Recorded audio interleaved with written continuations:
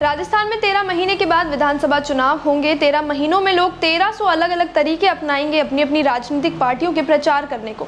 ऐसे में सबसे अहम और ज्यादातर देखी गई है चुनावी यात्राएं। अन्य प्रदेशों की तरह राजस्थान में भी चुनावी यात्रा और पैदल यात्राओं को लेकर एक अलग तरह का आकर्षण है और ये यात्राएं प्रभावशाली भी मानी गई हैं। यही कारण है कि राजस्थान में राजनेता लंबी लंबी दूरियां तय करते हैं, पैदल यात्राएं करते हैं और लोग उन्हें पसंद भी करते हैं। पूर्व में यहाँ मोहनलाल सुखाड़िया से लेकर भैरव सिंह शेखावत ने भी विभिन्न अवसरों पर छोटी बड़ी कई यात्राएं निकाली थी। उनके बाद हाल के 2 दशकों में वसुंधरा राजे की यात्राएं खासी चर्चा में रही। मुख्यमंत्री अशोक गहलोत, सचिन पायलट और किरोड़ी लाल मीणा ने भी कुछ अवसरों पर यात्राएं निकालकर जलवंत मुद्दों को उठाया है। राजस्थान में इन दिनों कांग्रेस जन राहुल गांधी की भारत जोड़ो यात्रा का बेसब्री से इंतजार कर रहे हैं। यह यात्रा दिसंबर के पहले सप्ताह में राजस्थान में प्रवेश करेगी। यह झालावाड़ से प्रवेश करके सवाई माधोपुर, अलवर होते हुए दिल्ली की तरफ जाएगी। कांग्रेस का मानना है कि राहुल गांधी की इस यात्रा से अगले चुनाव में कांग्रेस के प्रति सकारात्मक माहौल बनेगा।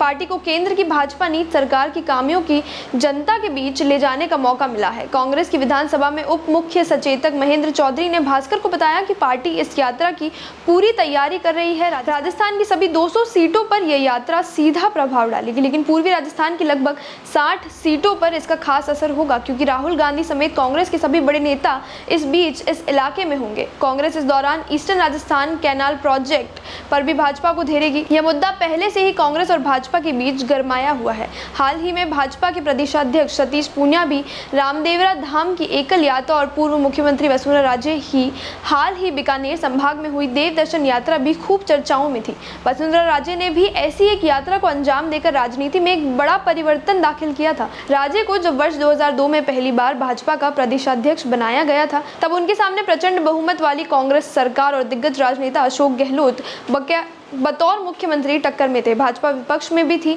और कांग्रेस सत्तासीन, जिसकी राज्य में 153 सीटें थी। तब वसुंधरा ने वर्ष भर राजस्थान के कोने कोने की यात्रा की थी और उसे नाम दिया था परिवर्तन यात्रा। यात्रा बेहद सफल रही और वर्ष 2003 के दिसंबर में जब चुनाव हुए तो भाजपा अपने इतिहास में पहली बार राजस्थान में 120 सीटें जीतने में कामयाब हुई थी। वसुंधरा राजे मुख्यमंत्री बनी और गहलोत सरकार केवल 56 सीटों पर ही सीमित रह गई थी। दोस्तों, सीबीसी न्यूज आपके सहयोग से लगातार बढ़ता जा रहा है। स्वतंत्र पत्रकारिता का सहयोग करने के लिए आपका धन्यवाद।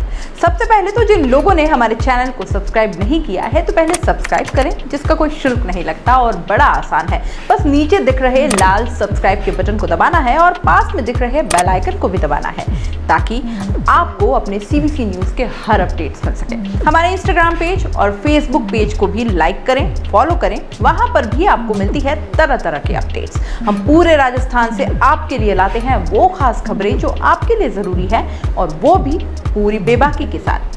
पत्रकारिता के इस मुश्किल दौर में आपकी आवाज जिम्मेदारों तक पहुंचाना ही हमारा लक्ष्य है, और ये आपके सहयोग के बिना संभव नहीं है। हमारा सहयोग करें, स्वतंत्र पत्रकारिता में अपना योगदान दें और ज्वाइन बटन पर जाकर सदस्यता लें, चाहे सबसे छोटी सहायता के रूप में ही क्यों ना हो। जनता की बेबाक आवाज बने रहें, उसके लिए सहयोग आपको ही करना है। सब्सक्राइब करिए और ज्वाइन बटन पर क्लिक कर सदस्यता ग्रहण कीजिए।